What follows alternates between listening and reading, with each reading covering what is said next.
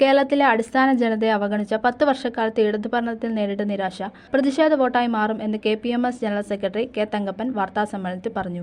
രാഷ്ട്രീയ നേതൃത്വം പട്ടിക വിഭാഗ ജനതയെ വഞ്ചിച്ചുകൊണ്ടിരിക്കുകയാണ്. മുന്നണികളുടെ പ്രകടന പത്രികയിൽ പട്ടിക വിഭാഗ വികസന നയരേഖയെ സംബന്ധിച്ച് പ്രതിപാദിക്കാത്തത് ഈ വിഭാഗങ്ങൾ പ്രത്യേക പരിഗണന അർഹിക്കുന്നില്ല എന്ന് തന്നെയാണ്. അതുകൊണ്ടാണ് ഇടതു സർക്കാരിന് പട്ടിക വിഭാഗ വികസനത്തിനായുള്ള 7411 കോടി രൂപ ലാപ്സ് ആക്കുവാൻ അവസരം ലഭിച്ചതെന്നും കെ തങ്കപ്പൻ പറഞ്ഞു. സ്ഥാനാർത്ഥി നിർണയത്തിൽ അർഹമായ സീറ്റ് നൽകുമെന്ന് ഉറപ്പ് നൽകിയിട്ട്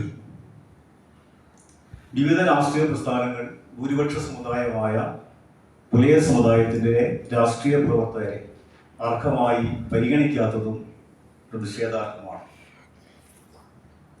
ഇതിനെതിരെ സഭ തങ്ങളുടെ ജനാധിപത്യ അവകാശം കൃത്യമായി വിനിയോഗിക്കുമെന്ന് അറിയിക്കുന്നു.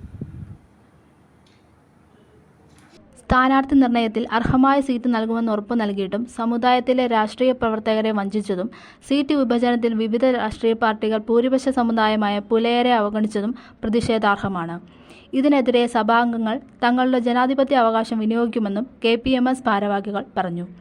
Professor MK Mohanan, Ramesh Punnakkadan, KP Hari, NK Reji, KK Unnikrishnan എന്നിവരും വാർത്താസമ്മേളനത്തിൽ പങ്കെടുത്തു. News bureau, Kottayam.